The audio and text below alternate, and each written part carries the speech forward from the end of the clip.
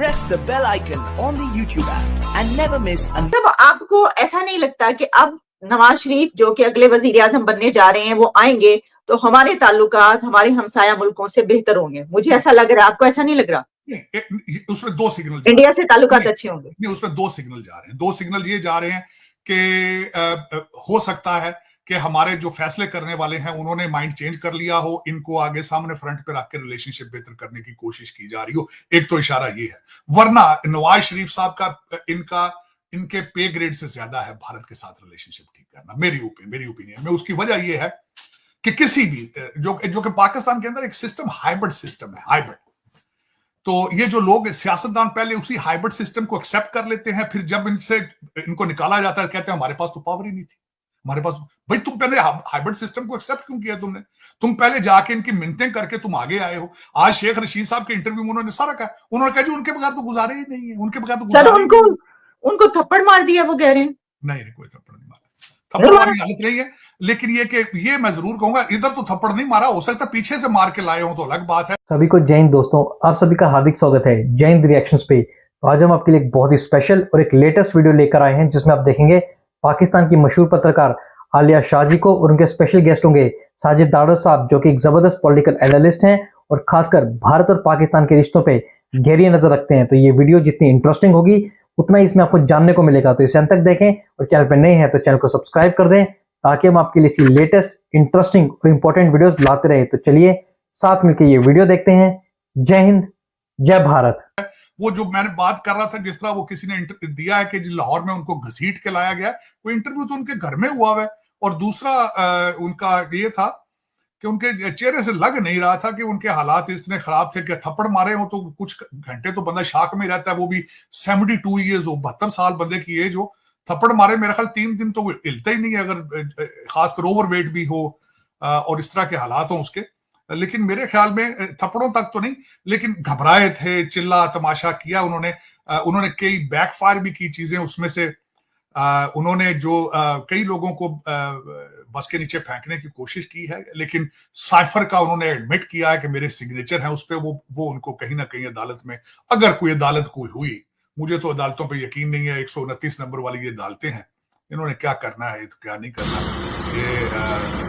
Sir उन्होंने ये भी कहा ना, ये भी तस्लीम किया कि वो जो हम आर्मी चीफ थे उसमें अड़बंगा लगा रहे थे, टांग अड़ा रहे थे जनरल आसिम मुनीर की, वो हमें जरूरत नहीं थी कोई ऐसा करने की। वो कहते ना कि मेरे कत्ल के बाद उसने जफा से तौबा। वो तो मुनीब साहब ने उन्होंने कहा है ना कि उन्होंने कहा जी बच्चा इम्तिहान देता है, लग रहा है ये भी आपका इम्तिहान है, पता नहीं आप इसमें से पास होते नहीं होते। वो तो फिर उन्होंने खुल आगे बात तो की उन्होंने कि ये आपका बाद में असेस किया जाएगा, इंटरव्यू सारा कुछ। और सामने फोल्डर पूरा पड़ा हुआ था, जो फोल्डर कहीं से आया था वो उसी फोल्डर की गाइडलाइंस पे चल रहे थे। और बस देखिए ये, लेकिन शेख रशीद साहब एक सीट वाले लीडर हैं, इनको तो फिर वो सिर्फ एक चरबा जबान होने की वजह से सारा कोई रिवार्ड इन्हें दिया जाता है। पॉलिटिकल पोजीशन क्या है उन्होंने इंप्रेशन फिर बार बार देने की आज भी कोशिश की। उन्होंने अपने इंटरव्यू में बार बार ट्रिपल ब्रिगेड का नाम लेके फिर यही इमेज देने की कोशिश की कि मैं गेट नंबर 4 का बंदा हूं।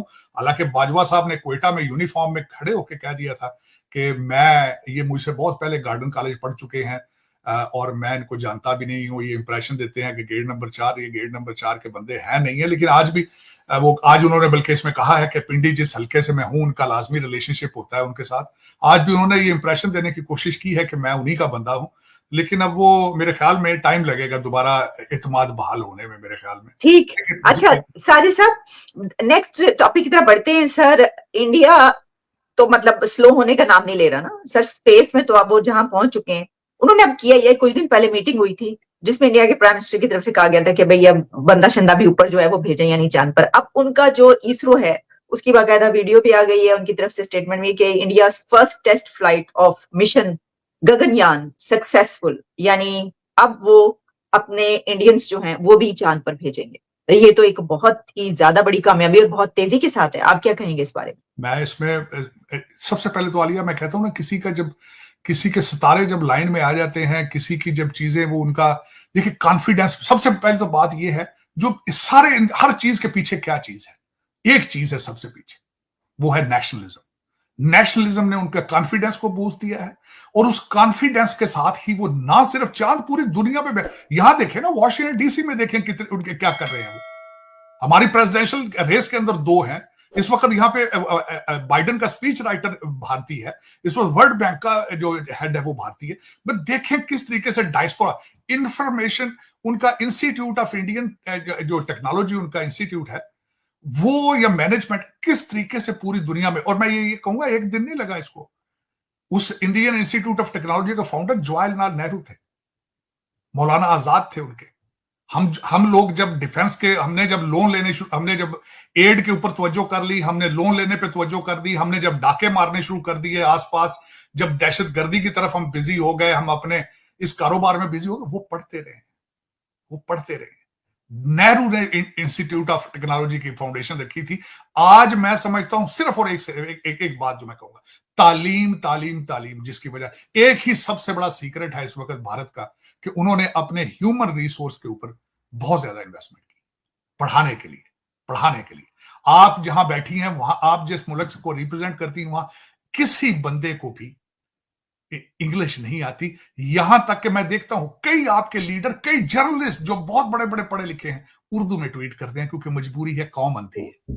कौम को कहा, कौम को हर 10 साल के बाद आप जिहाद का टीका लगाते हैं, हर 10 साल के बाद आप कहते हैं नहीं जिहाद तुम्हारी किस्मत है। हालांकि जो स्टेज पे बोल रहे होते हैं उन्हें पता होता है कि ये सामने जो लोग बैठे हैं इनके डीएनए में जिहाद नहीं है।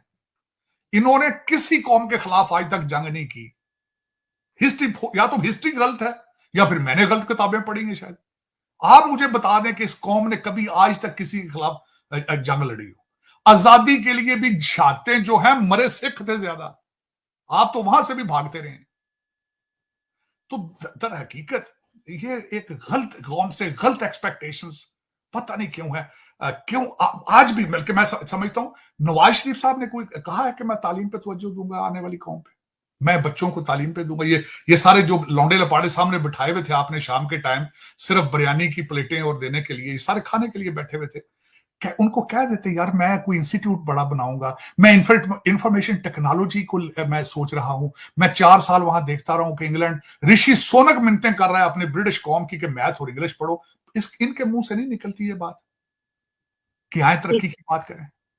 तो साजिद साहब, पहले तो हम ये कह रहे थे कि जो चांद पे ऐसे इन्होंने कर दिया, कौन पहुंचा, कोई नहीं पहुंचा। आपको पता ही ना, हमारे कुछ लाल टोपी पहनने वाले बहुत से लोग हैं। चाइनीज ने भी कहा था, चाइनीज ने भी कहा था इसकी पोजीशन ठीक नहीं है, बिल्कुल ठीक। तो सर अब क्या कहेंगे जब उनके इंडियन बंदे भी पहुंच जाएंगे चांद पर, फिर क्या कहेंगे? नहीं, इस तरह हकीकत आहिस्ता आहिस्ता सारी चीजें ये दम तोड़ती जा रही। मैं उसकी मिसाल देना चाहूंगा। एक फैशन अब बनता जा रहा है, शुरू इमरान खान साहब ने किया था, अपनी तकरीरों में भारत की फॉरेन पॉलिसी को प्रेज करना शुरू किया। उसके बाद नवाज शरीफ साहब ने लंदन में बैठ के कहा, उन्होंने कहा भी चांद पे तो हमने जाना था, हमने वहां प्लाट खरीदे थे, ये क्यों चले गए? दर हकीकत अब ये एडमिट आहिस्ता आहिस्ता करना शुरू हो चुके हैं, और आने वाले कुछ 2-4 सालों में पूरा, इस वक्त कौम भी सारी कह रही है, एडमिट कर रही है।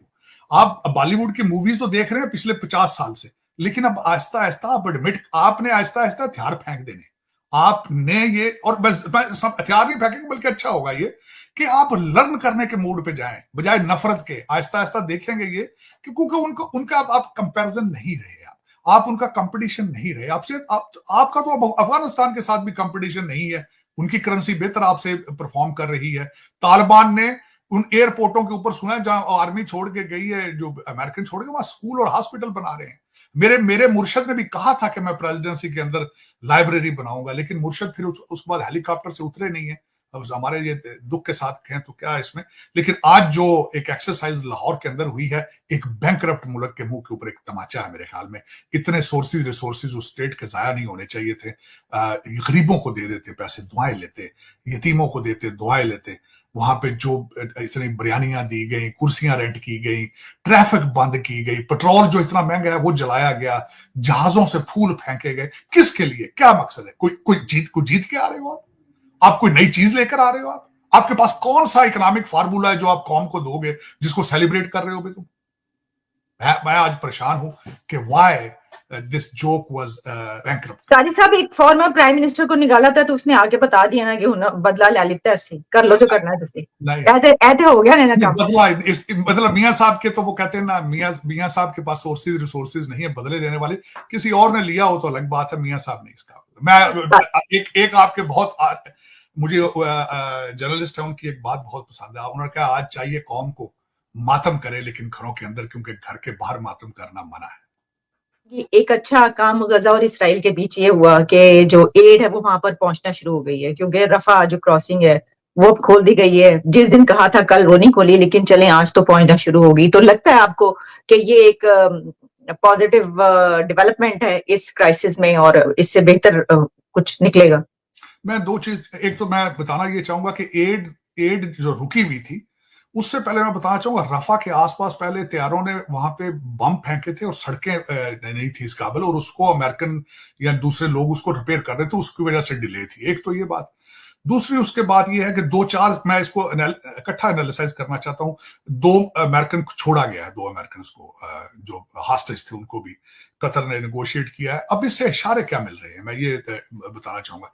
एक तो 200 से ज्यादा हॉस्टेजेस हैं इस वक्त। इजराइल भी उस पोजीशन में नहीं है कि, और दूसरा क्वेश्चन ये है कि अभी तक उन्होंने इन्वेजन शुरू क्यों नहीं की है। ये भी एक रीजन है, ये भी एक रीजन उसकी होनी चाहिए। फिर मुसलसल उनके पास 200 सवा 200 उन्होंने हॉस्टेज होल्ड किए। 150 से ज्यादा मिसाइल इस वक्त, 1.5 लाख से ज्यादा मिसाइल हिजबुल्ला के पास है, वो तैयार बैठे हैं। सुना सीरिया से भी ट्रूप्स जो है वो मूव करना शुरू कर चुके हैं, जो इरानियन बैक्ड हैं, जो उनको सपोर्ट हासिल है। इस वक्त इतना आसान इजराइल के लिए भी नहीं, वो भी एक स्टक अपने आप को समझते हैं कतर इस वक्त। और दूसरा, इस हॉस्पिटल के बाद अरब कंट्रीज जो है उन्होंने उनका माइंडसेट चेंज हुआ है उसके बाद। दोस्तों आशा करता हूँ कि वीडियो को आपने अंत तक देखा होगा और आलिया शाह जी और साजिद ताड़र साहब का ये पूरा डिस्कशन आपको बहुत पसंद आया होगा। अगर आपको वीडियो अच्छी लगी है तो इसे लाइक और शेयर जरूर कर दें, और चैनल पे नए हैं तो चैनल को सब्सक्राइब कर दें, ताकि हम आपके लिए लेटेस्ट और इंटरेस्टिंग वीडियोस लाते रहें। तो चलिए फिर मिलेंगे ऐसी किसी इंपॉर्टेंट और इंटरेस्टिंग वीडियो में। तब तक अपना ध्यान रखिए।